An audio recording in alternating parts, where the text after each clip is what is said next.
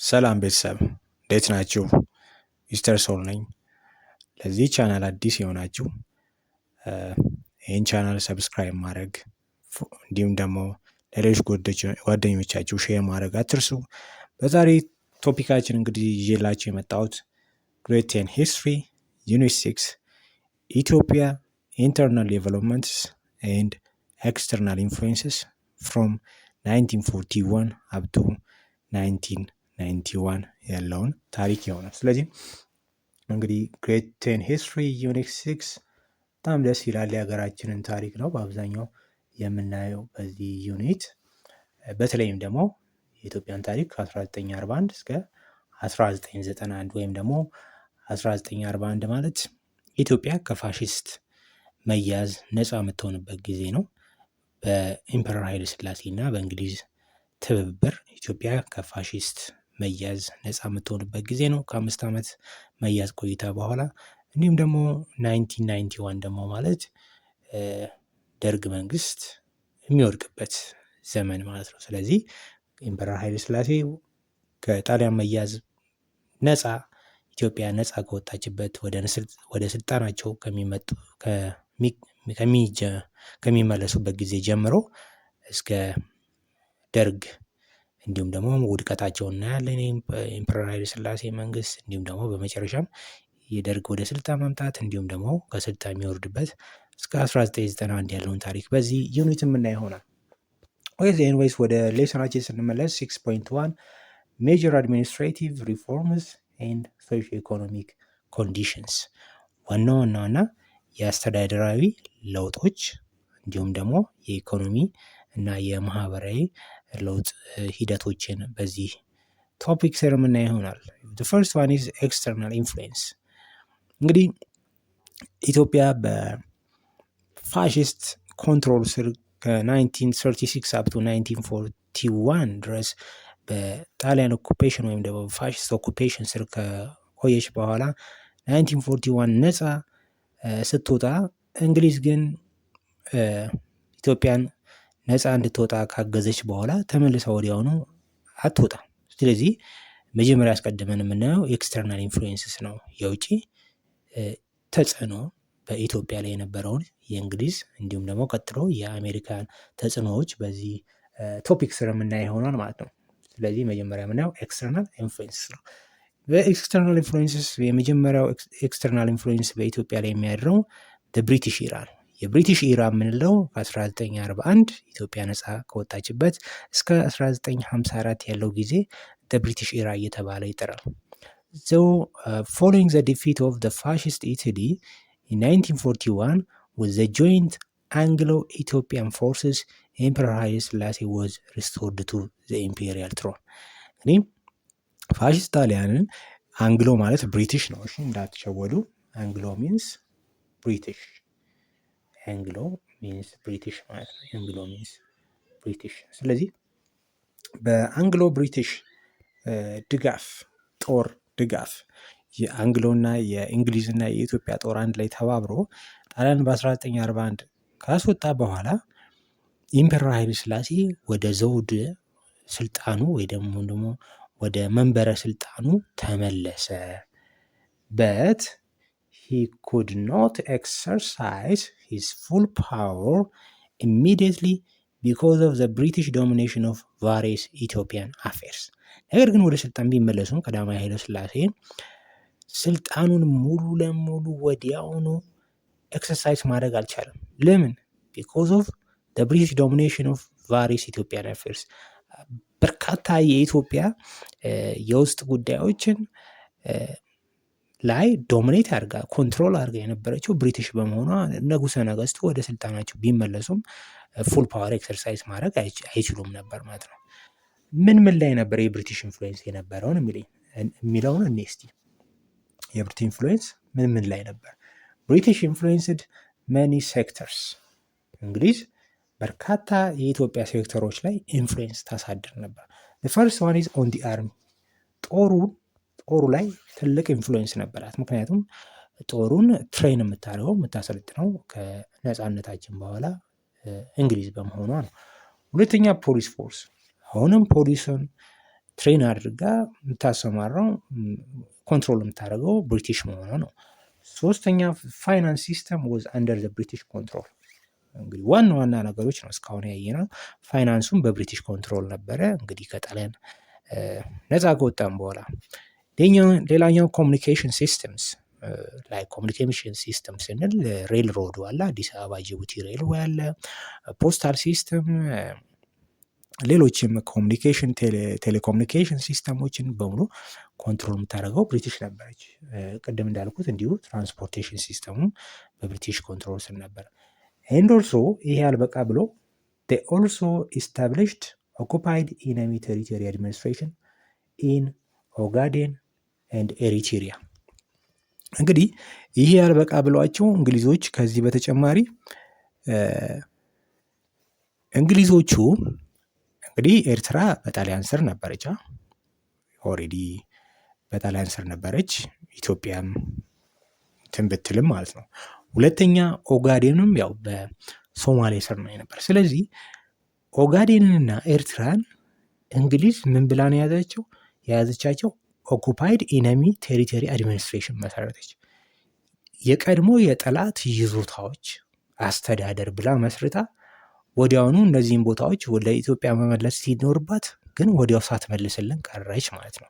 ይህ ደግሞ እነዚህን ሰፋፊ ቴሪቶሪዎች ኤርትራም ሆነ ኦጋዴን ሰፋፊ ቴሪቶሪ ነው። እነዚህ ደግሞ ወዲያውኑ መመለስ ነበረባቸው። ስለዚህ ብሪቲሽ እነዚህን ሁሉ ጫና ኢትዮጵያ ላይ አሳድራ ነበር ማለት ነው።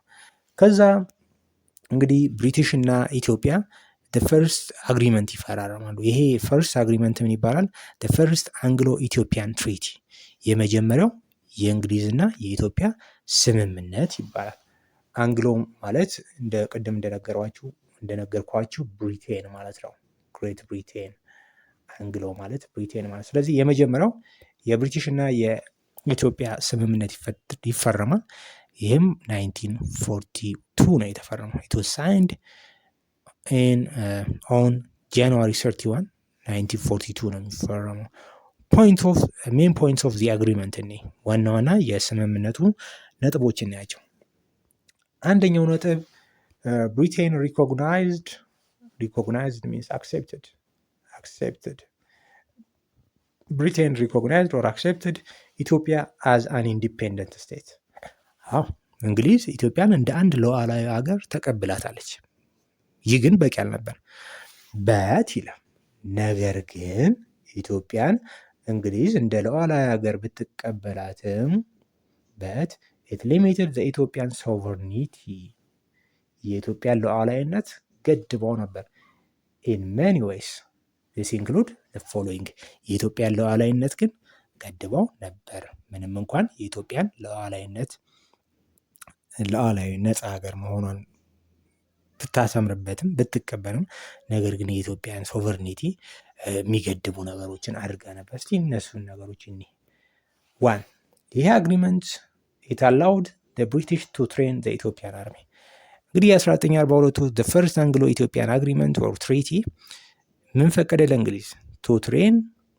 it allowed British to train the Ethiopian army፣ የኢትዮጵያን ጦር እንድታሰልጥን ፈቀደላት። ኢትዮጵያ በመረጠችው ሳይሆን ራሷ እንግሊዝ ማሰልጠን ጀመረች ማለት ነው። ሁለተኛ ብሪቲሽ ሚኒስትር had enjoyed several or special diplomatic privileges። የብሪቲሽ ሚኒስትሮች በኢትዮጵያ ውስጥ ስፔሻል የሆኑ ዲፕሎማቲክ ፕሪቪሌጅ ወይም ደግሞ ስፔሻል ራይቶችን ኢንጆይ ማድረግ ይችሉ ነበረ። ሶስተኛ the British advisors were assigned to each ministry office። የእንግሊዝ አማካሪዎች በእያንዳንዱ የኢትዮጵያ ሚኒስትር ኦፊስ ውስጥ ወይም ደግሞ የሚኒስትር መስሪያ ቤቶች ውስጥ በአማካሪነት ተሾመው ነበር። and also the British military could use former Italian state property without payment። እንዲሁም ደግሞ የብሪቲሽ ጦር ኢትዮጵያ ውስጥ የነበረው የብሪቲሽ ጦር ጣሊያን ሲጠቀም የነበረትን ማንኛውንም ንብረት እና ጥሎ ሲወጣ ጣሊያኖች ጥለውት የወጡትን ማንኛውንም ንብረት ያለምንም ክፍያ መጠቀም ይችሉ ነበር። እንግዲህ ይሄ ፈርስት አንግሎ ኢትዮጵያን አግሪመንት የፈቀደላቸው ነገር ነው። ሌላኛው this agreement allowed Britain to control ኦጋዴን ይሄ ሶማሌ ውስጥ የሚገኝ ሶማሌ ሪጅን ውስጥ በአሁኑ ሰዓት የሚገኝ ቦታ ነው። ኦጋዴንን ኮንትሮል እንድታደርግ ይፈቅድላታል። አስቴም ዳይም ደግሞ አዲስ አበባ ጅቡቲ ሬልዌይን ከአዲስ አበባ እና ጅቡቲን የሚያገናኘውን የባቡር ሀዲድ እንድትቆጣጠርም ይህ ስምምነት ይፈቅድላት ነበር ማለት ነው። ኤንድ ኦልሶ ብሪቴን ኮንትሮልድ ሁዋድ ኤንድ ሪዘርቭድ ኤሪያ ኦፍ ዘ ኦጋዴን። ስለዚህ ሁዋድ የሚባለውንም ቦታም ያው ኦጋዴን አካባቢ የሚገኝ ቦታ ነው። ይህንም ቦታም ይሄ የመጀመሪያው አግሪመንት እንድትቆጣጠር ይፈቅድላት ነበር። ኤንድ ኦልሶ ሬልዌይ፣ ሬዲዮ ስቴሽን፣ ቴሌፎን ሪሜንድ አንደር ብሪቲሽ ኮንትሮል። አስቡት፣ እነዚህ ዋና ዋና መገናኛዎች ናቸው።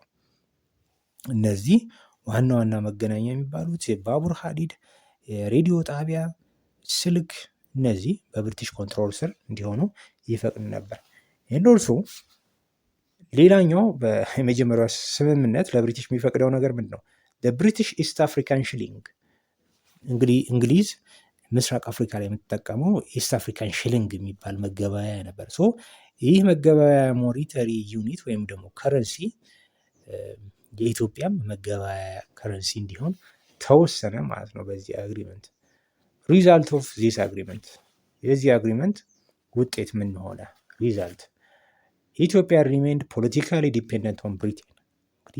እንግዲህ ኢትዮጵያ እንግሊዝ ላይ ጥገኛ ሆና እንድትቆይ አደረጋት ማለት ነው ይህ ስምምነት። ከዛ በኋላ ከአመታት ቆይታ በኋላ ከ2 ዓመት ቆይታ በኋላ ሰከንድ አንግሎ ኢትዮጵያን ትሪቲ ወይም ደግሞ ሰከንድ አንግሎ ኢትዮጵያን አግሪመንት ይፈረማል። በ1944 ላይ ሰከንድ አንግሎ ኢትዮጵያን አግሪመንት ወይም ትሪቲ ይፈረማል። But this treaty is better than the first one. This treaty improved Ethiopian independence. ይህ ትሪቲ የኢትዮጵያን ነፃነት በተሻለ መልኩ አሻሽሏል።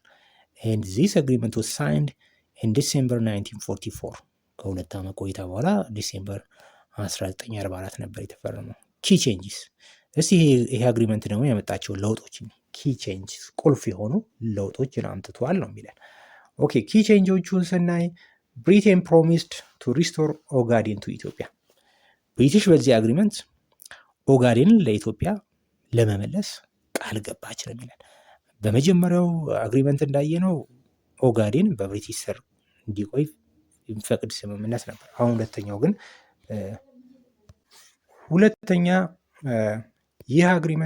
አግሪመንት ኢትዮጵያ was allowed to use the Djibouti አዲስ አበባ ሬልዌይ። በዚህ በሁለተኛው አግሪመንት ኢትዮጵያ አዲስ አበባ ጅቡቲ ሬልዌይን እንድትጠቀም ተፈቀደላት። እንግዲህ በመጀመሪያው አግሪመንት ይሄ በብሪቲሽ ስር ቆይቶ ነበረ። አሁን ግን በሁለተኛው አግሪመንት ላይ ደግሞ በ1944 በተፈረመው አግሪመንት ላይ አዲስ አበባ ጅቡቲ ሬልዌይን ኢትዮጵያ እንድትጠቀም ተፈቀደላት። ሰርድሊ ብሪቲሽ ዲፕሎማቲክ ፕሪቪሌጅ ሪሙቭድ። የእንግሊዝ ዲፕሎማቶች የተለያዩ ፕሪቪሌጆችን እንዲጠቀሙ በፈርስት አንግሎ ኢትዮጵያን አግሪመንት ተፈቅዶ ነበር። አሁን ግን ያ ነገር ተነሳ ማለት ነው። አራተኛ ብሪቲሽ አግሪ ቱ ትሬን ኢትዮጵያን አርሚ።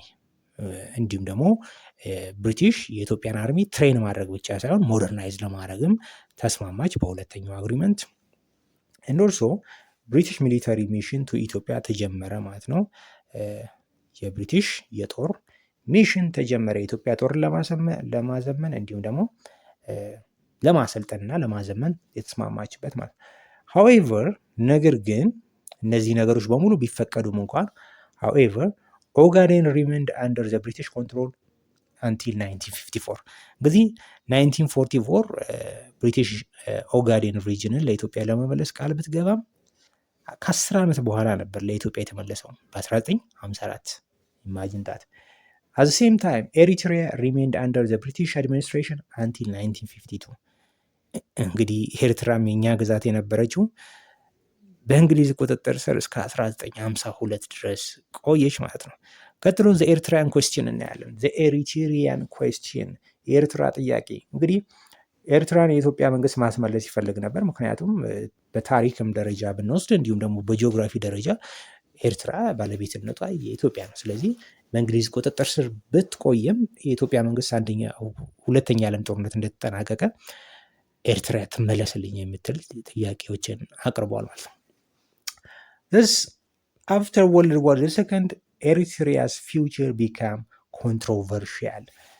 ሁለተኛ ዓለም ጦርነት ሲጠናቀቅ የኤርትራ ፊውቸር ወይም ደግሞ የወደፊት እጣ ፈንታ ኮንትሮቨርሻል እየሆነ መጣ። ኮንትሮቨርሻል ማለት የሆነ ዳይለማ ውስጥ የሚያስገባ የማን ትሁን የሚል ጥያቄ አስነሳ ማለት ነው። Immediately after Second World War, the Ethiopian government demanded that Eritrea should be unified with Ethiopia based on the historical and geographical grounds. ነገር ግን ሁለተኛ ዓለም ጦርነት እንደተጠናቀቀ የኢትዮጵያ መንግስት ወደ ኢትዮጵያ ኤርትራ ወደ ኢትዮጵያ ትመለስልኝ፣ ይህንንም ጥያቄ ያቀረበው ከታሪክ እንዲሁም ደግሞ ከጂኦግራፊ በመነሳት ነው። ምክንያቱም ለረጅም ዘመናት በሺዎች ዓመታት ኤርትራ የኢትዮጵያ አካል ሆና ነው የምታውቀው በታሪክም በጂኦግራፊም። ስለዚህ ትመለስልኝ የሚል ጥያቄ አቅርቦ ነበር። ኤኖርሶ እንግዲህ በብሪቲሽ አገዛዝ ስር እያለች ኤርትሪያ ዲፍረንት ፖለቲካል ፓርቲስ ዌር ኢመርጅድ ኢን ኤሪትሪያ ኤንድ ዴይ ካም አፕ ዊዝ ዲፍረንት ኢንተረስትስ። ስለዚህ ኤርትራ በእንግሊዝ ቁጥጥር ስር ከዋለችበት ጊዜ ጀምሮ በርካታ ፖለቲካል ፓርቲዎች መመስረት ችለው ነበር። እነዚህ ፖለቲካል ፓርቲዎች ደግሞ የተለያዩ ሀሳቦችን ይዘው መጥተው ነበር። እስቲ እነዚህን ፖለቲካል ፓርቲዎችን አንደኛው ፓርቲ ዘ ዩኒየኒስት ፓርቲ ይባላል። እንግዲህ ከስሙ እንደምንረዳው ዩኒየን ማለት መዋሃድ ነው። ስለዚህ ኤርትራ ከኢትዮጵያ ጋር ትዋሃድ የሚል ፍላጎት የነበረው ዲማንድ የነበረው ፖለቲካል ፓርቲ ነው ማለት ነው። ኢት ዋዝ ላርጅስት ፖለቲካል ግሩፕ ነው። ትልቁ ወይም ታላቁ ፖለቲካል ግሩፕ ነው ኤርትራ ውስጥ የነበረው። and also it supported union with Ethiopia። አያችሁ ይሄኛው የሚደግፈው ምን ነው? the union of Eritrea with Ethiopia ይደግፍ ነበር። and also mostly Orthodox Christians and ትግርኛ ስፒከርስ ናቸው በዚህ ውስጥ እየነበሩት ወይም ይሄንን የሚደግፉ የነበሩት አብዛኛው ኦርቶዶክስ ክርስቲያንስ at the same time ትግርኛ ስፒከር የነበሩ ኤሪትሪያኖች ናቸው ማለት።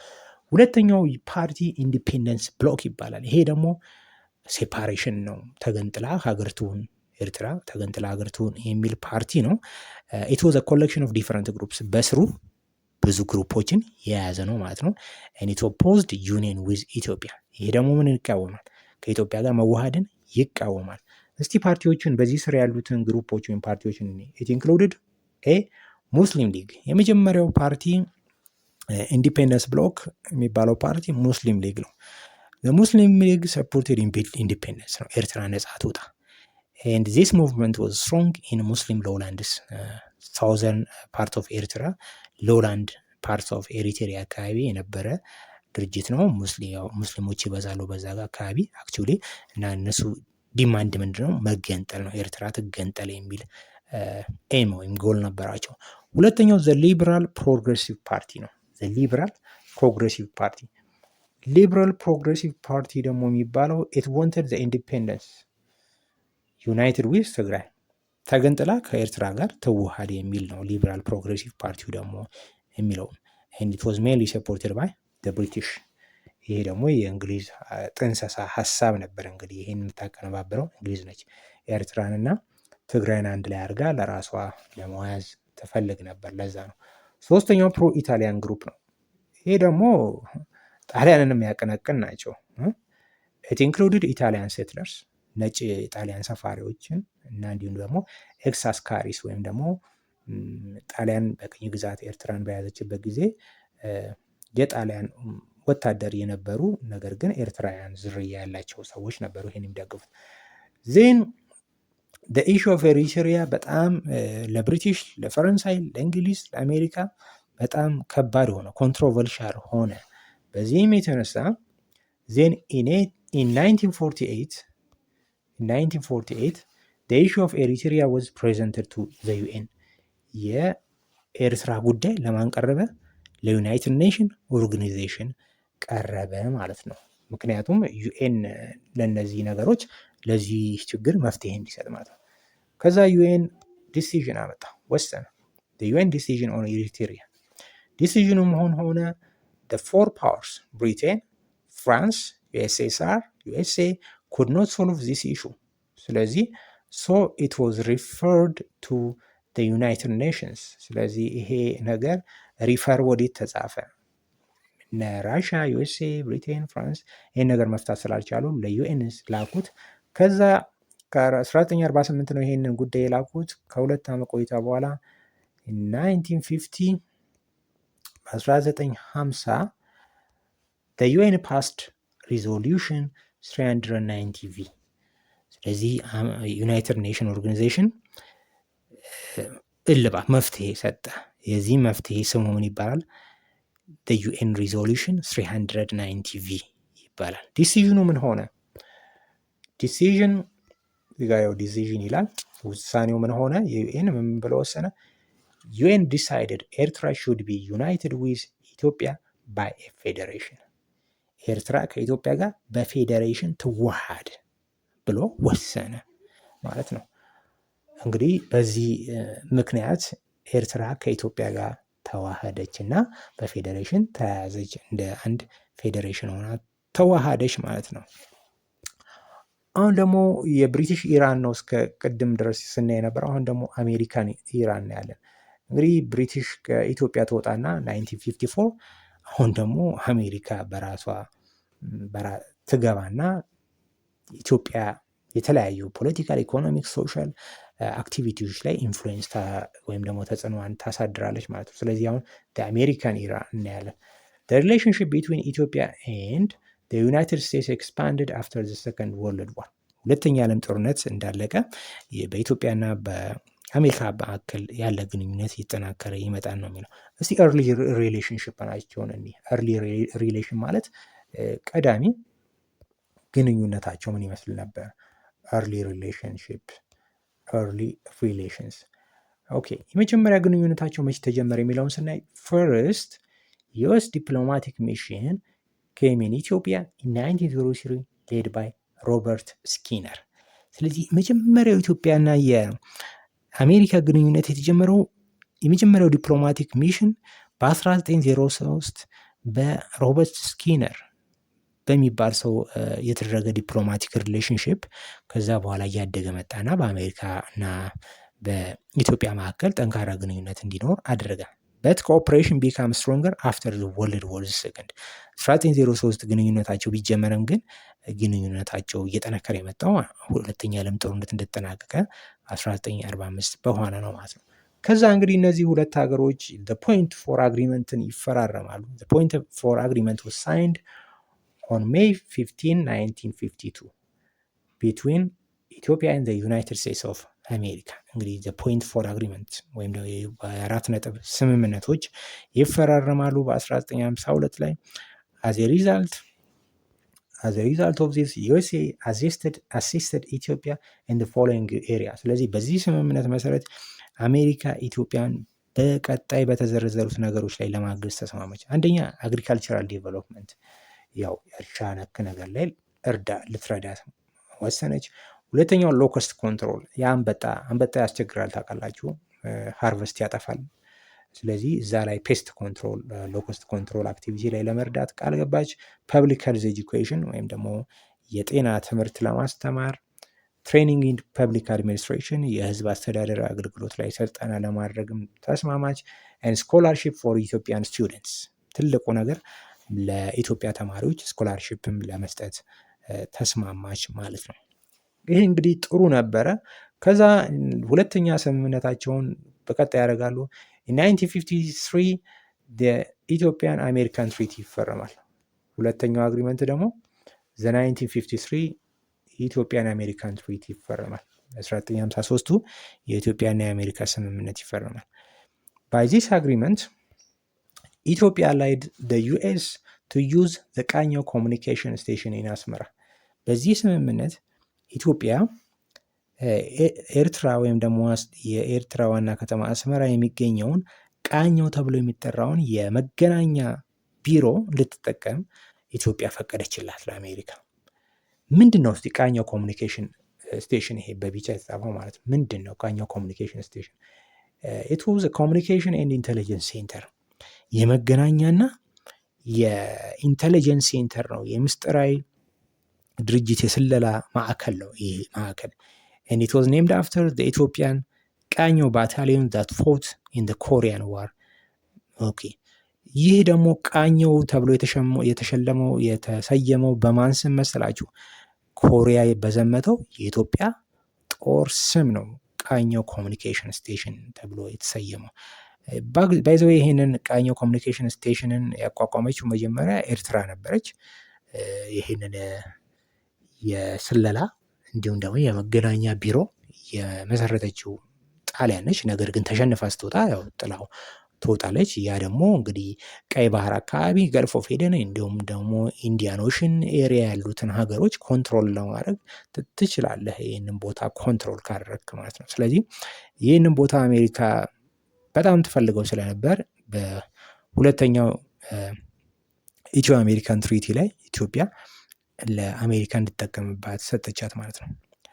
ኢን ሪተርን ዩኤስ እንግዲህ በምላሹ ደግሞ እኛ ይሄን ስላደረግንላት ለአሜሪካ ዩኤስኤ ደግሞ ኢን ሪተርን ፎር ዳት ቀጣዮቹን ነገሮች ለኢትዮጵያ ያደረገች ማለት ነው። አንደኛ ኢን ሪተርን ዩኤስ አግሪድ ቱ ጊቭ ሚሊታሪ አሲስታንስ ቱ ኢትዮጵያ። አሜሪካ ደግሞ በምላሹ ለኢትዮጵያ የጦር ድጋፍ ልታደርግ ተስማማች። ኤንድ ኦልሶ በዚህም መሰረት ኢት ኤስታብሊሽድ ሚሊታሪ አሲስተንስ አድቫይዘሪ ግሩፕ። ስለዚህ ሚሊታሪ አሲስተንስ አድቫይዘሪ ግሩፕ ወይም ደግሞ ማግን መሰረተች እና ለኢትዮጵያ ጦር አሲስታንስ ማድረግ ጀመረች። ኤሪያስ ኦፍ ስትሮንግ አሜሪካን ኢንፍሉዌንስ እንግዲህ አሜሪካ ደግሞ ኢትዮጵያ ላይ ኢንፍሉዌንስ ያደረሰችባቸው ነገሮችን አንደኛ ሚሊታሪ ትሬኒንግ ኦርጋናይዜሽኑን በጣም ኢንፍሉዌንስ አድርገው ነበር። ሰከንድሊ ኤጁኬሽን ሲስተሙ በዛ ዘመን የነበረው የኢትዮጵያ ኤጁኬሽን ሲስተም 1950s የነበረው ካሪኩለሙ የአሜሪካን ነበረ። ኤንድ ኦልሶ አት ዘ ሴም ታይም ኮሚኒኬሽን ላይ ትልቅ ኢንፍሉዌንስ አድርጋ ነበር። ላይክ ብሪቲሽ ፖሊስ ፎርሱ ላይ፣ ፋይናንሱ ላይ፣ ሚሊተሪው ላይ ኢንፍሉዌንስ አድርጋ እንደነበር ሁሉ አሜሪካም እነዚህ ነገሮች ላይ ኢንፍሉዌንስ አድርጋ ነበር ማለት ነው። አሁን ደግሞ ዲክላይን ኦፍ ኢትዮ አሜሪካን ሪሌሽንስ እናያለን። የኢትዮጵያና የአሜሪካ ግንኙነት መቀዛቀዝ እናያለን። ከ1960 እስከ 1970ዎቹ ያው እየተቀዛቀዘ ይመጣል። ምንድነው ሪዝኑ ግን? ምክንያቱ ምንድን ነበር ለመቀዛቀዙ? what was the reason for the decline of ኢትዮ አሜሪካን ሪሌሽን የሚለውን ስናይ አንደኛው ነገር the introduction of satellite technology ነው። እንግዲህ ኤርትራ ከፍታ ቦታ ላይ ነው ያለችው። ስለዚህ ለዛ ነበር ሚድል ኢስትን፣ ሬድ ሲ፣ ሌላ ኤሪያዎችን ለመቆጣጠር ያንን ቃኘው ኮሚኒኬሽን ስቴሽን ተጠቅሞ ለመቆጣጠር ምቹ ነበር። በት ከዛ በኋላ ግን ዘመናዊ ሳተላይት ቴክኖሎጂ ተፈጠረ። ያ ነገር it reduced the importance of ቃኘው ስቴሽን። ስለዚህ ቃኘው ስቴሽን ኦብሶሌት ሆነ፣ ያረጀ ነገር ሆነ፣ ምክንያቱም ቴክኖሎጂ ተካ። ሁለተኛ ኢትዮጵያን ስቱደንትስ ፕሮቴስትድ አጌንስት አሜሪካን ኢምፔሪያሊዝም። ሁለተኛ የኢትዮጵያ ተማሪዎች እንቅስቃሴ አሜሪካንን መቃወም ጀመሩ። ምክንያቱም የአሜሪካ እየተስፋፋች ነው በሚል ማለት ነው። ሌላኛው ፖለቲካል ዲሳትስፋክሽን ዊዝ ኢምፔሪያል ገቨርንመንት፣ ንጉሳዊ መንግስቱ ወይም ደግሞ ንጉሱ ባለው ፖለቲካ ደስተኛ ስላልነበሩ የኢትዮጵያና የአሜሪካ ግንኙነት እየተቀዛቀዘ መጣ ማለት ነው። by 1974 the regime of ኃይለ ሥላሴ began losing US support። ከዛ በ1970ዎቹ ወይም 74 ላይ በቃ የቀዳማዊ ኃይለ ሥላሴ አገዛዝ የአሜሪካን ድጋፍ አጣ። አሁን ደግሞ አድሚኒስትሬቲቭ ሪፎርምስን ያስተዳደር ለውጦችን እንግዲህ ቀዳማዊ ኃይለ ሥላሴ ወደ ንጉሠ ነገሥት ወደ ዘውዳቸውን ከጣሊያንን ካባረሩ በኋላ ከያዙ በኋላ የተለያዩ አድሚኒስትሬቲቭ ሪፎርሞችን አድርገው ነበር። እነሱን ያለን አፍተር ሊብሬሽን that means after freedom ከነጻነት በኋላ ቀዳማዊ ኃይለ ሥላሴ aimed to centralize power፣ ስልጣናቸውን ሴንትራላይዝ ለማድረግ ሼር ከማድረግ ይልቅ ሴንትራላይዝ ለማድረግ ወደ ማዕከል ለማምጣት መስራት ጀመሩ። ስለዚህ አድሚኒስትሬቲቭ ሪኦርጋናይዜሽን አካሄዱ። የአስተዳደር እንደገና ማደራጀት ጀመሩ። 1942 ላይ ኢትዮጵያ was divided into 12 provinces ወይም ደግሞ ጠቅላይ ግዛት። ኢትዮጵያ ወደ ስንት ፕሮቪንስ ተከፈለች? 12 ፕሮቪንስስ ወይም ደግሞ ወደ 12 ጠቅላይ ግዛቶች ተከፈለች።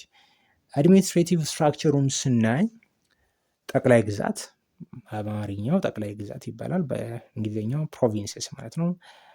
ከዛ ከጠቅላይ ግዛት ስር ወይም ከፕሮቪንስ ስር አውራጃስ አሉ ወይም ደግሞ ሰብ ፕሮቪንስስ እንላቸዋለን። ከዛ በወረዳ ይከፈላል እያንዳንዱ ሰብ ፕሮቪንስ።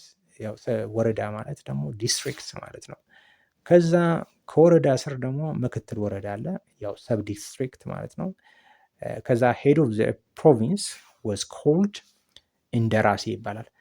የፕሮቪንስ ወይም ደግሞ የጠቅላይ ግዛት የአንድ ጠቅላይ ግዛት ለምሳሌ የጎንደር ጠቅላይ ግዛት፣ የሲዳሞ ጠቅላይ ግዛት ምናምን እየተባለ የአንዱ ጠቅላይ ግዛት ምን ተብሎ ይጠራል? እንደራሴ ተብሎ ይጠራል። ወይም ደግሞ ሪፕሬዘንታቲቭ ኦፍ ዘ ኢምፐረር ወይም የንጉሱ እንደራሴ ተብሎ ይጠራል ማለት ነው። ፐርፐዙ ምንድን ነው? ይህን ማድረግ ለምን አድሚኒስትሬቲቭ ስትራክቸሩን መቃየር ለምን አስፈለጋቸው ብለን ስናይ ፐርፐዙ ቱ ስትሬንግዘን ሴንትራል ገቨርንመንት ማዕከላዊ ገቨርንመንትን ወይም ደግሞ ማዕከላዊ መንግስትን ማጠናከር ነው። የንጉሰ ነገስቱን ፓወር ማጠናከር ነው። ሁለተኛው ሬዲዩስ ሪጂናል ኖብል ፓወሮችን ነው። አካባቢያዊ ንጉሳዊ ባላባቶችን ስልጣን ወይም ኃይል ማዳከም ነው ወይም ደግሞ መቀነስ ነው። ከዛ እንግዲህ ቀዳማዊ ኃይለ ሥላሴ የአመጡት ሪፎርም ቢኖር 1955 ኮንስቲቱሽን ነው። 1955 ኮንስቲቱሽን is also called the revised constitution ይባላል። ሪቫይዝድ ኮንስቲቱሽንም እየተባለ ይጠራል። የተከለሰው ኮንስቲቱሽን። ምክንያቱም የኢትዮጵያ የመጀመሪያው ኮንስቲቱሽን የትኛው ነው? 1931 እንደምትሉ አልጠራጠርም። ስለዚህ 1931 ኮንስቲቱሽን አለ። ከዛ ሁለተኛው ኮንስቲቱሽናችን 1955 ኮንስቲቱሽን ደግሞ ሪቫይዝድ ኮንስቲቱሽን የተከለሰው ኮንስቲቱሽን ማለት ነው። ለምን ሪቫይዝድ ሆነው? ሪዝንስ ፎር ሪቪዥን ለምን ሪቫይዝድ ሆነ? ለምን ሪቫይዝ ሆነ ብለን ስናይ አንደኛ ስትሬንግዝን ሴንትራላይዝድ አውቶሪቲ ማዕከላዊ ስልጣንን ለማጠናከር ነው። ስትሬንግዝን ሴንትራላይዝድ አውቶሪቲ ኦኬ፣ ሁሉን ነገር ከማዕከል ማዘዝ ማለት ነው። ሴኮንድሊ ቱ ሪስፔንድ ቱ ፌዴሬሽን ዊዝ ኤሪትሪያ። እንደምታስታውሱት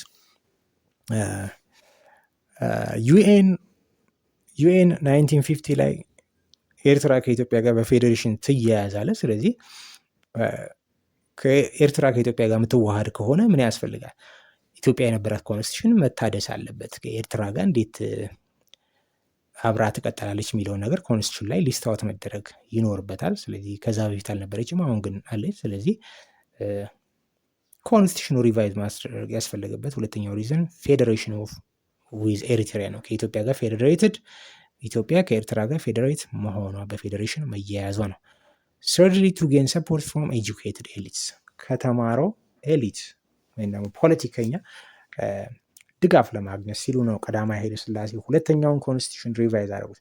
ፊቸርስ ኦፍ ዘ 1955 ኮንስቲቱሽን የ1955ቱ ኮንስቲቱሽን መገለጫ ዋና ዋና ባህሪያቶች ምን ምን ናቸው የሚሉትን አንደኛ the executive, legislative and judiciary emperor remained absolute ruler and he controlled the executive, legislative and judiciary organs of government. ቀዳማዊ ኃይለ ሥላሴ ሶስቱንም ኦርጋን ኦፍ ገቨርንመንት ኮንትሮል ያደረጉ ነበር። ኤክስኪዩቲቭ፣ ሌጂስሌቲቭ ኤንድ ጁዲሽሪ ብራንች ኦፍ ገቨርንመንትን ኮንትሮል ያደርጋሉ። ህግ አውጪ፣ ህግ አስተርጓሚ፣ ህግ ፈጻሚ የሚባሉትን ሶስት የህገ መንግስት አካላቶችን ኮንትሮል ያደርጉ ነበር። ኤንድ ኦልሶ ዘ ኮንስቲቱሽን ዲድ ኖት ፕሮሞት ፖፑላር ሶቨርኒቲ። ህገ መንግስቱ ፖፑላር ሶቨርኒቲን ፕሮሞት አያደርግም ወይም ደግሞ አያበረታታም። ለምሳሌ እንደ ሩል ኦፍ ሎም ፕሮሞት አያደርግም። ሴፓሬሽን ኦፍ ስቴት ኤንድ ሪሊጅንን ፕሮሞት አያደርግም። የሃይማኖትና የስቴት ሴፓሬት መሆን አላቸው የሚለውን ፕሪንሲፕል አያሟላም ወይም ፕሮሞት አያደርግም። ዲሞክራቲክ ገቨርናንስን ፕሮሞት አያደርግም ማለት ነው። ሪዛልት ውጤቱ ምን ሆነ? የዚህ ኮንስቲቱሽን ሪዛልት ኦፍ ዚስ ኮንስቲቱሽን አውቶክራቲክ ሞናርኪ ኮንቲኒውድ፣ ፈላጭ ቆራጭ የሆነ ንጉሳዊ አገዛዝ እንዲቀጥል ምክንያት ሆነ ይለናል። እንግዲህ አሁን ደግሞ ቀጥለን የምናየው አግሪካልቸራል ላንድ ቴኒዩር ኤንድ ቴናንሲ። አግሪካልቸራል ላንድ ቴኒዩር ኤንድ ቴናንሲ ኦኬ። አግሪካልቸር ዋዝ ዘ ባክቦን ኦፍ ኢትዮጵያን ኢኮኖሚ። ይህም ግልጽ ነው። ስቲል ናውዴይስ agriculture is the backbone of Ethiopian economy. Most people were subsistence farmers, major exporters. እንግዲህ ኢትዮጵያ during the post liberation period ብዙ ጊዜ ፈተና ላይ ሲጠይቅ ምንድን ነው what was the major export of Ethiopia during the post liberation period ይባልና ይጠየቃል። ኢትዮጵያ ከነጻነት በኋላ በዋነኝነት ከነፃነቷ በኋላ በዋነኝነት ኤክስፖርት የምታደርገው የቱ ነበር ነው ተብሎ ይጠይቃል። ላቲስ ኮፊ በመጀመሪያ ደረጃ የሚቀመጠው ኮፊ ነው። ስኪን ኤንድ ሃይድስ አለ ቆዳና የቆዳ ምርቶች። ኦል ሲድስ ኤንድ ፐልስስ ደግሞ የዘይት እህሎች ለምሳሌ እንደ ኑግ፣ ተልባ፣ ሰሊጥ ምናምን የመሳሰሉት። ኤንድ ኦልሶ ኢትዮጵያ ኦልሶ ሃድ አፍሪካ ላርጀስት ላይቭ ስቶክ ፖፑሌሽን። ኢትዮጵያ በዛ ጊዜ እንግዲህ በከብት ብዛት ከአፍሪካ አንደኛ ነበረች። ስለዚህ ዋናው ኤክስፖርት አይተሞቿ ኮፊ፣ ስኪን ኤንድ ሃይድስ፣ ኦይል ሲድስ ኤንድ ፐልስ ኤንድ ኦልሶ ላይቭ ስቶክ ነው ማለት ነው የሚሆነው።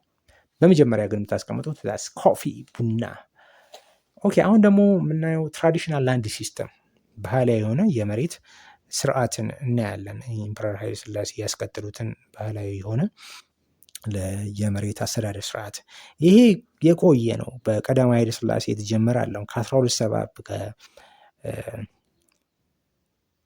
ከ1270 ጀምሮ ዛጉዌ ስቴት ከወደቀ በኋላ ጀምሮ የነበረ ስርዓት ነው።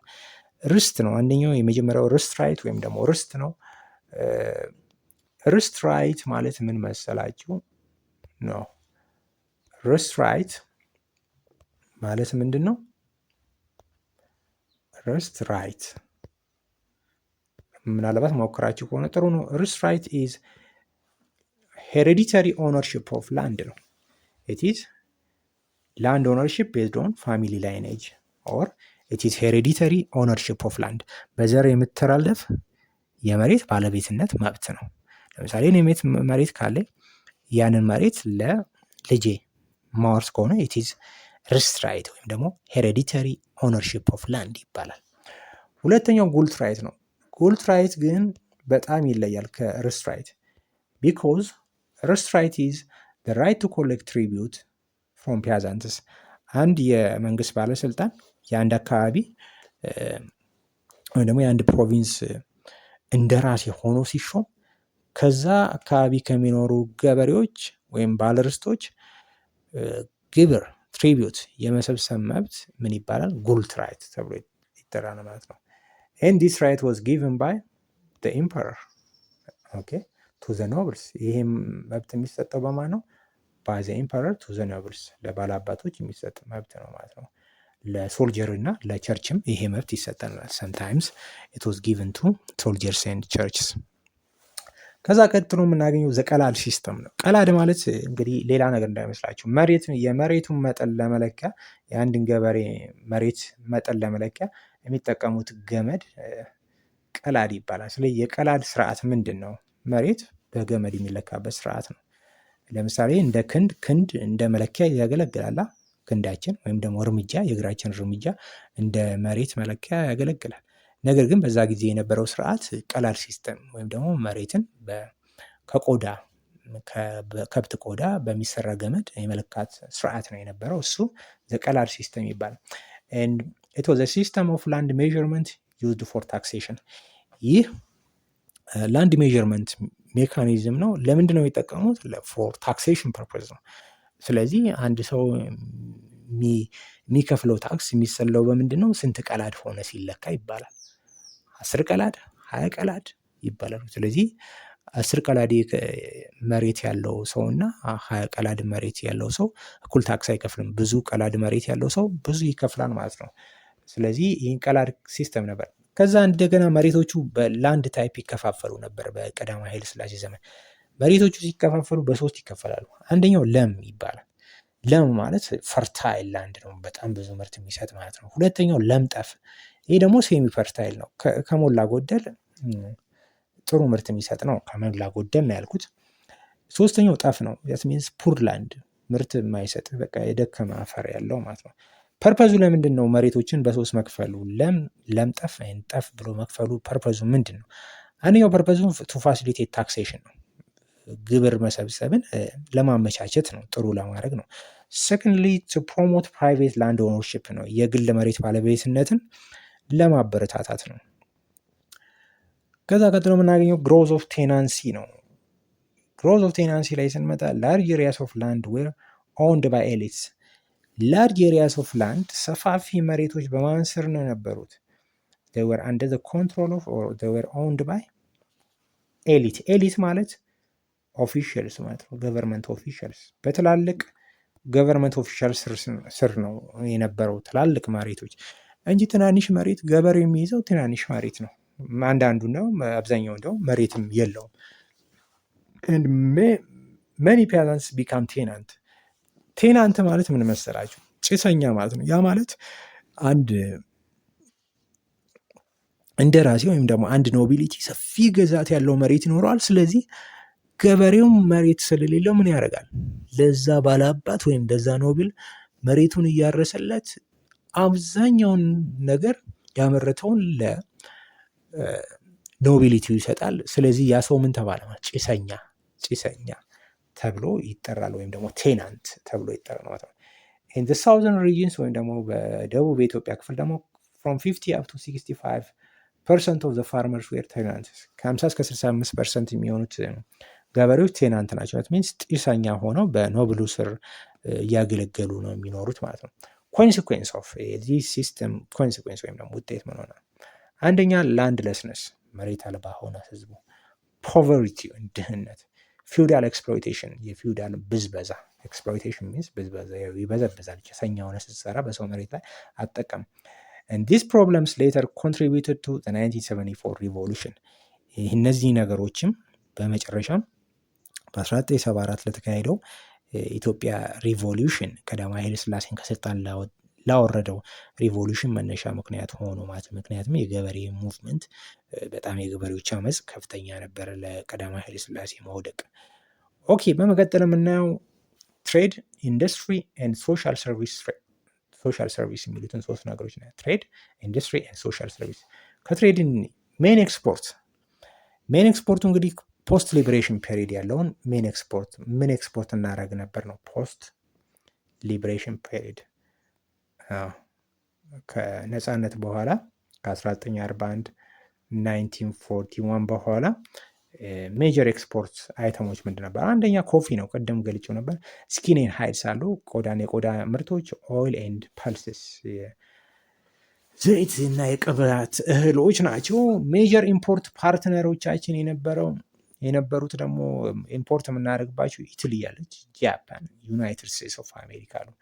ኢምፖርት የምናደርጋቸው ነገሮች ደግሞ ማሽነሪ፣ ኬሚካልስ፣ ኢንዱስትሪያል ኢኩፕመንትስ ናቸው። ኢኮኖሚክ ዴቨሎፕመንት ፕላን እንግዲህ ቀዳማዊ ኃይለ ሥላሴ ኢኮኖሚክ ዴቨሎፕመንት ፕላኖችን አውጥተው ነበር፣ ወደ 3 የሚደርሱ ኢኮኖሚክ ዴቨሎፕመንት ፕላንስ የኢኮኖሚ እድገት እቅዶችን አውጥተው ነበር። ቱ ሞደርናይዝ ዘ ኢኮኖሚ ዘ ገቨርንመንት ኢንትሮዲውስ 5-year ፕላንስ የ5 ዓመት እቅዶችን አውጥተው ነበር። ፈርስት 5-year ፕላን የሚባለው ከ1957 እስከ 1961 የሚቆይ ነበር። የ5 ዓመት እቅድ ነው። ፎከሱ ምንድን ነው? ኢንፍራስትራክቸር ወይም ደግሞ መሰረተ ልማቶች ላይ ነበር። ሮድ፣ ትራንስፖርት፣ ኮሚኒኬሽን ላይ ነበር። ከዛ ሰከንድ 5-year ፕላን ሁለተኛው የ5 ዓመት እቅድ ከ1962 እስከ 1967 ጎሉ ምንድን ነው? ትራንስፎርም ኢትዮጵያ ኢንቱ አግሮ ኢንዱስትሪያል ኢኮኖሚ እንግዲህ ግብርናና ኢንዱስትሪን ያማከለች ሀገር ለመፍጠር ነበር። ሰርድ 5-year ፕላን ደግሞ ሶስተኛው የ5 ዓመት የኢኮኖሚ ፕላን ደግሞ ከ1968 እስከ 1973 የቆየ ሲሆን አግሪካልቸራል ፎከሱ ምንድን ነው? አግሪካልቸራል ፕሮዳክቲቪቲ ማምጣት፣ የግብርና ምርት መጨመር፣ አድሬስ ፉድ ሾርቴጅ የምግብ እጥረትን መቀነስ እና የምግብ እንግዲህ ሳስፋይ ማድረግ ነው ህዝቡን። ፕሮብለም ኦፍ ዴቨሎፕመንት ፕላንስ እንግዲህ ዴቨሎፕመንት ፕላኖቹ ፕሮብለም ነበረባቸው። ፕሮብለምስ ኦፍ ዴቨሎፕመንት ፕላንስ አንደኛው ላክ ኦፍ ስኪልድ ማን ፓወር ነው። የተማረ ሰው ኃይል አለመኖር እነዚህ ነገሮች ተግባራዊ እንዳይሆን አድርጓል።